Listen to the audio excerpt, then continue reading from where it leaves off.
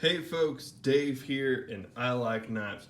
Here to talk to you today about a couple of times through the years that I feel that I have fallen out of step with what I would describe as the wider knife community. Now it's entirely possible that your definitions differ from my own, but early on in my knife appreciation, my knife collecting. I am fairly new to this, so it wasn't too long ago that I was, Googling things like best EDC knife or yada yada. And these are knives that it felt like came up a bunch on those different lists and on YouTube videos. They seem to show up on Reddit fairly regularly, that kind of stuff. So these knives were hyped up in my mind. And when I finally got my hands on them, as is so often the case, it doesn't make sense. I didn't get it. I wasn't sure if either I was missing something or everybody else was.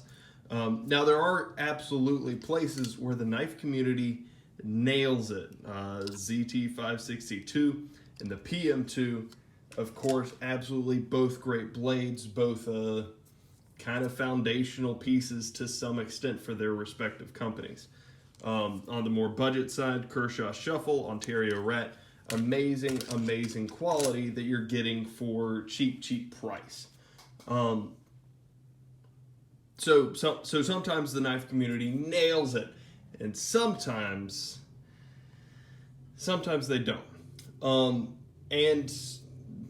Further disclaimer, all of these knives that I'm about to list are varying degrees of pretty good. Some of them are great knives. Some of them I can objectively say, it's a great knife, it's going to serve you well, you probably will love it.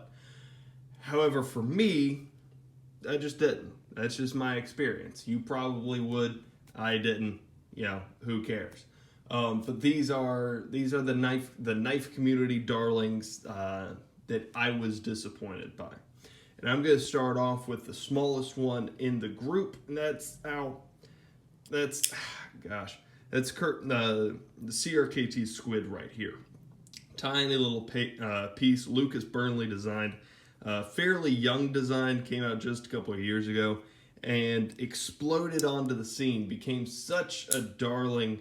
That this is one of those that immediate calls came out for better steels. This is 8CR, better materials.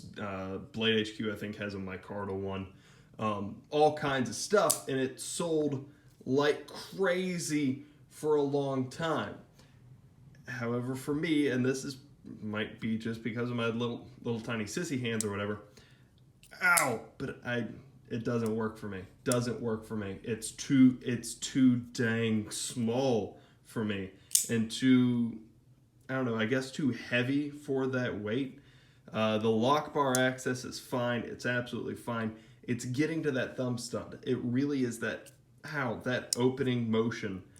You can spider flick it pretty fine, but this is not for me. I had this hyped in my mind as something that would be the small knife to end all small knives. It just didn't turn out to be that case, as it so often is. Next on the list, I guess I'm gonna try to keep it fairly ascending in price. Well, I don't know. We'll see how well we work on that.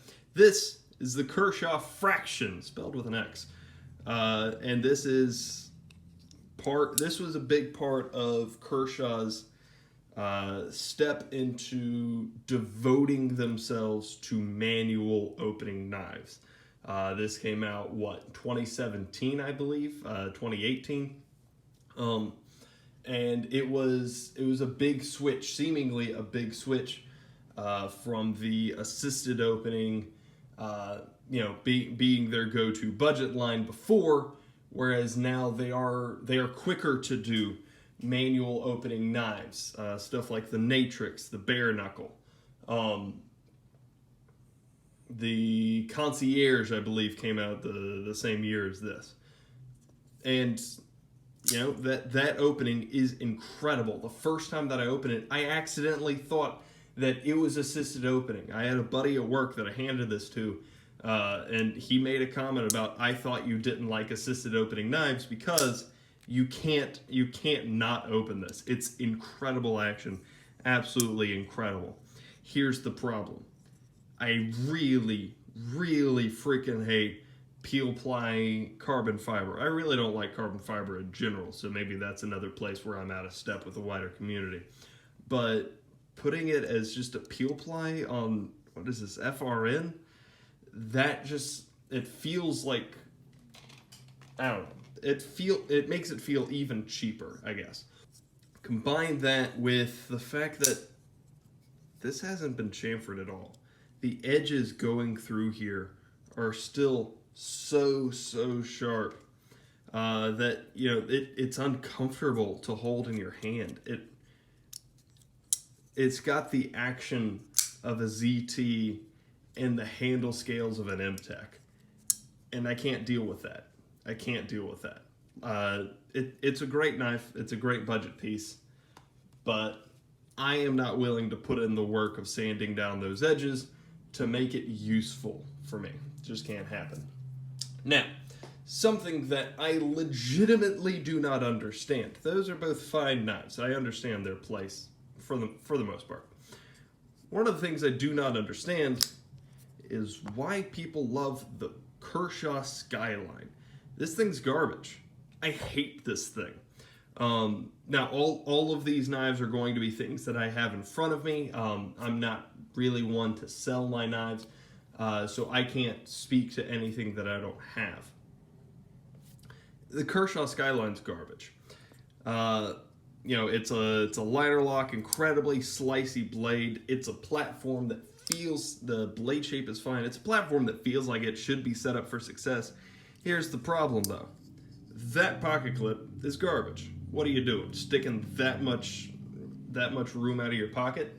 No. Now, if you're doing that kind of pocket clip on a work knife, it makes sense. If you're doing it on a daily EDC, it doesn't. That's stupid. We're gonna come back to pocket clips in just a second. Don't you worry. But absolutely absurd. Combine that with a horrid action. Everything that I had read and watched on this thing. It was back when I was a more impressionable childlike knife guy. Led me to believe that this was gonna be incredible. It was when I first started finding out what bearings were, and that's how I was led to understand this thing. It's not. I'm nailing all of these because I'm putting some extra work on it. Let's actually compare it against the Fraction. So the Fraction, stabilize the wrist. There you go. And you even heard it, I bet. Stabilize the wrist. There you go. See? Terrible action. Not a great knife. Bad pocket clip. I'm done with the Skyline. There's a fixed blade version that I'm actually interested in. There's an S30V version why does that one get the upgraded steel treatment and so many others don't? I got no idea. Speaking of something that has been beaten to death with steel treatments, this is Kershaw Leek. This is another assisted opening, Warncliffe style. This is an incredibly interesting knife that actually has the possibility, if you're willing to put a little work into it, to be an incredible EDC. It's amazing. It's thin, it's slicey, it's got good steel, the Sandvik. You can get it in almost any steel under the sun. Discreet flipper tap. It's great. I actually even saw this on a top 10 tactical knives, and like the writer's reason for putting it there was because of the needle point, because you don't want to get stabbed by this, because I accidentally did the other day. There you go. That was just it opening into me. Very, very sharp, very, very nice. Here's the problem. This pocket clip is so trash that I took it off, and while I used this, I wore it on a lanyard in the pocket. The pocket clip looks up, this is a Kershaw Blur. This looks something like this. So imagine that being right there. So what? This much is sticking out of the pocket? There's no excuse for that. Also, there's a tiny little lock thing down here. Could pull out my chive and show you, but it's not even worth the effort. Garbage. The Kershaw Leek was so close to being so good. And it is a very good knife, if you understand what it is that you're in for, and you're willing to get an aftermarket pocket clip that's not going to work on anything else other than a blur, or the shallot, or the rest of the knives in this line. The chive doesn't even have the same. It's fine. It's a bad pocket clip, and that's what killed it for me. Moving on up, we have steel wheel cut jack. I'm going to be honest. That opening was not its fault. This has become a bit of a beater for me. It has become a practice knife, not a beater. But when this came out, it took the world by storm, put steel wheel on the map, and based on their design, still feels like, on their folder designs, still feels like they are still somewhat beholden to this design. Just interesting thing about the knife world. D2 blade, FRN handles. The action was very good coming out of the box, similar to the Skyline. Part of just my expectations, not a whole thing about the knife, kind of user mental error here. It wasn't what I was expecting, wasn't what I was prepared for. Combine that with the FRN handles, textured under the clip. It shredded my pocket while I was using it, or at least started to. I didn't have access to sandpaper at that time, didn't have the know-how to fix it myself. So it's a fine knife. If you like it, obviously you like it for a reason. But it just wasn't for me. I had my expectations here. It was here. Great budget option. What is it, 40, 50 bucks, something to that effect. Now I mostly just use it to practice sharpening on. I've got an 8CR blade and a D2, this is D2, and a D2 blade where I can practice with a little bit higher end skills, trying to work on a bench stone, trying to figure out how that works in a cut jack. I actually have a pretty nice edge on this at the moment. So again, just something that was probably more or less my fault. Moving on to something that was not my fault. Well, obviously I bought 3 of them, so a bit of it's my fault. This is the CRKT M16 redesigned family. Here it is before the redesign. Here's one of them. CRKT M16 and M21 have 1,000 different variants, as many under the sun, and again, a couple of fixed blades that actually do interest me. If they came with just a full flat grind. Yeah. Not full flat, plain edge, my bad. But you can see under the, you're not going to be able to see it. What you can see is right here. I apologize. Part of the redesign was upgrading the steel. So this was 8CR, I believe. Please don't stab me. It doesn't say. I believe that it is 8CR. This, they went to Sandvik and they're unlabeled. With the redesign, I do believe that they did go to 12C 28N, they went to the Sandvik steel. So upgrade in steel, a simplification of their lineup, so there aren't as many dozens of these as there are of these. I like both of those. Here's the, removing the auto locks. That was stupid to begin with. It shouldn't have been on there anyway. Here's the problem. Action, pretty good. This thing is a hoss of a blade. This is one of my 2 kitchen knives. That's where it lives. Going on down the line, they're fine actions. Here's the problem, though. It's a design flaw. It's not a thing that it's something that I don't like. It's something that's a legitimate problem. You see that little hook there?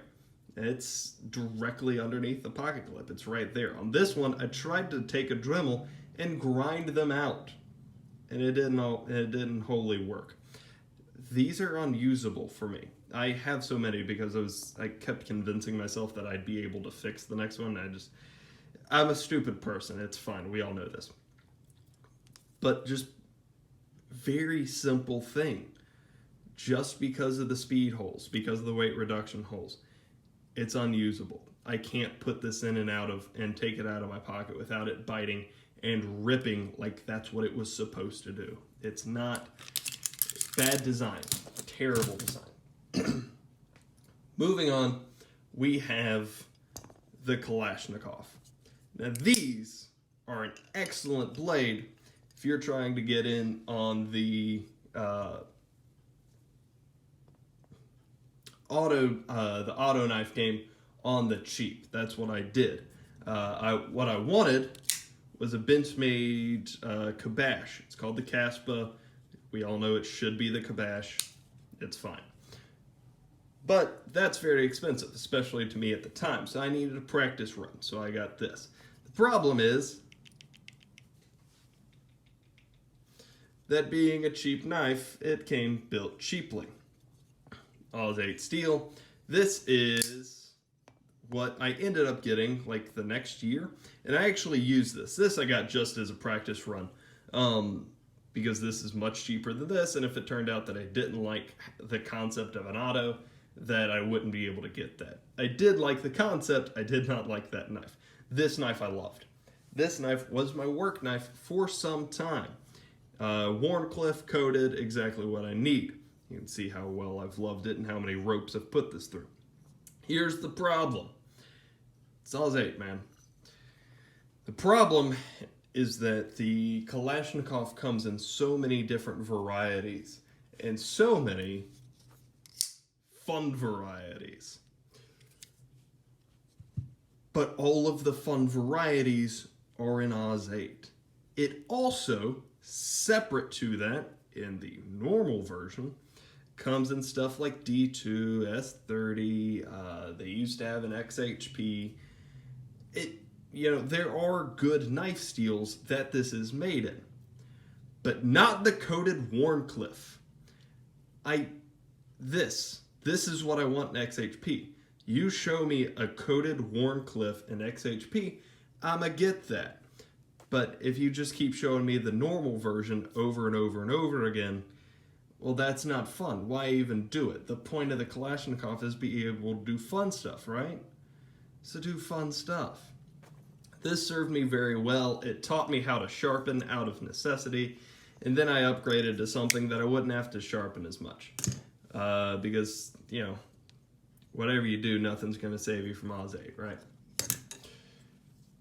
Going on into some genuinely controversial territory. Most of these have been varying degrees of knife darling. The rest of these are fairly undisputed. We're gonna start with this one. We're gonna start with the Gerber O6 Otto, and this is genuinely the most frustrating for me of any on the table. This is the one that I cared the most about. And here's, it didn't do it. S30 blade, aluminum handles. I should have gotten the G10. It's too grippy, but I realized after the fact that I could have just sanded down the back. It comes with if I had my strong arm on me, I'd show you. Comes with an absolutely absurd, put it up there, absolutely absurd bit down here that's unsharpened, so I had to grind that down on my bench stone to sharpen it. There's no reason for that to be unsharpened. It was a good work knife. It was going to be a good work knife. Here's the problem. That is straight up wet butter of a screw. It's a T10. It's a Torx 10 bit. And the moment, I'm using good Weehaw bits, right? I'm using Weehaw bits. I know how to disassemble knives. I've done it once or twice. But the moment that I put my bit in there and give it a quarter turn, it shreds the screw like that's what it was supposed to do. And now, it's terrible. Now the pivot's halfway out, and I can't get it the rest of the way out.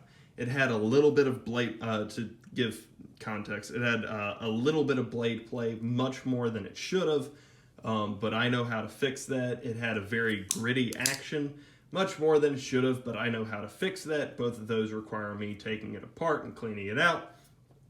So I was going to do that. And then the thing locks me out. I hope that this falls under Gerber warranty. I've been calling for a while, but because of hey COVID, it's very difficult to get them on the line. So I don't know. I can only hope. I can only hope that I can get this thing warrantied, because there's no excuse for selling an item with steel screws that are actually made of packing foam. No excuse at all. All right, here's where we get controversial. This is a Groped Ilium, and that is Groped Ilium. This Groped Ilium I love. It's, fine knife. It is incredibly loud, and I don't know why, and I've never seen another Groped Ilium that does this. I actually do have a third one that I got just recently because, again, I'm an idiot, and it's super nice, and I've got plans for it, and I'm excited to show you later. But this was my first Groped Ilium. I also have a mini somewhere around the place. The problem is that, I was expecting the greatest EDC knife in the world. And what I got was something that didn't have a detent. And I can't do that. I cannot deal with that. I will not put up with a knife that is so easy to come open. It did it once in my pocket. I cut the side of my hand, and you're out. You're out of my pocket at that point. The D2 one is, absolutely fine from that perspective. It was a little lock sticky when I got it. I got it loosened up. Now it's just so loud. It's weird. It makes me uncomfortable opening it in public places. The FRN handles, it feels cheap. It feels much less expensive than it is. And that's just something that you have to know going in. My other Groped Ilium, I'll show you all eventually, but I'm planning on doing stuff with it, putting some micarta handles to get around that feeling, that kind of stuff. But just understand that that's an issue going into a Groped Ilium that you may have to deal with. They got cheap feeling handle scales, and everybody's got their opinions on an access lock's capability of having a detent. With at least this one, it didn't have a detent at all. Omega screws standing aside, that's why Groped Ilium was a bit disappointing for me. Now we're coming to the crown jewel, and I give you a hint. We're going to stick with the butterfly. 940. This, once again, is an incredible knife. S30V, aluminum handles. I love the coloration. The Hulk aesthetic ain't for everybody. Reverse Tonto. That's one of my favorite blade styles.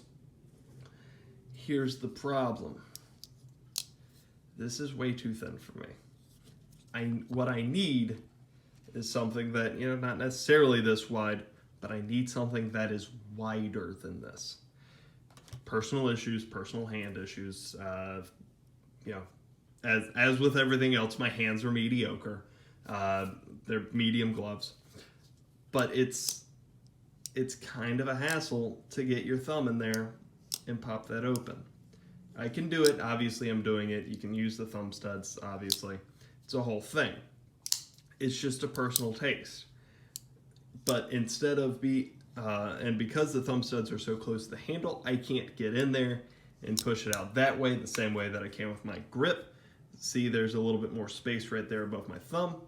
I can move my thumb more up and more to the side. Whereas with this one, I'm grabbing it with the top of my thumb. You got to push it in there and then pull. And it's just a slightly different motion.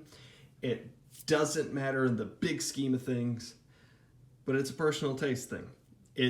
It's uncomfortable for me to use. Incredible knife. I wish I didn't have to say that it was, moderately disappointing for me, but it was. I drove an hour to pick this up from a pawn shop that I found on OfferUp. Paid $160 for it. It was the most expensive knife that I had at the time. The next one, doubled it. It was the most expensive knife that I had at the time and came completely blunt, like absolute garbage.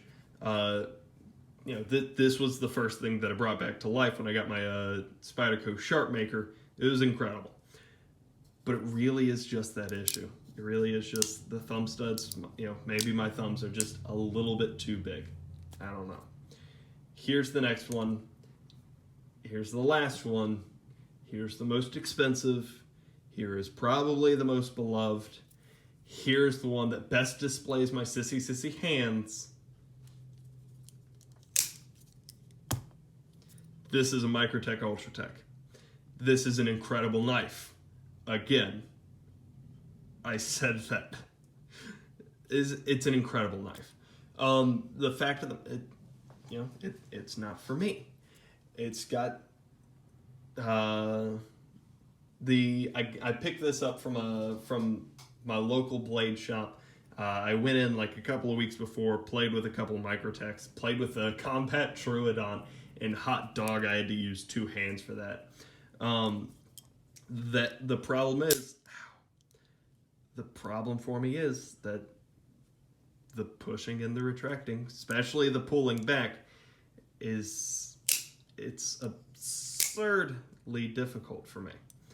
And this is after having it for several months and playing with it consistently and building up muscles in my thumb that make it easier. This is something that I will continue to play with, obviously, and every time that I do, it'll get a little bit easier. But it's difficult. It's stiff. What I should have done is gotten the Guardian Tactical. I've heard it's a little bit easier. That's going to be the next OTF that I pick up. So this is undoubtedly, unquestionably, shut up in the comments, this is an incredible knife. It's not for me. That's it. If y'all have any other knife community knife community darlings, if you have any other knife community darlings that were disappointing for you, or you just missed the boat on, or whatever, let me know, because it's interesting to me when the whole world feels like it's yelling the same thing, and then you're just confused about why. That's just an interesting thing for me. So if you've got any questions, comments, concerns, or stories, let me know down below. And other than that, y'all have a great day.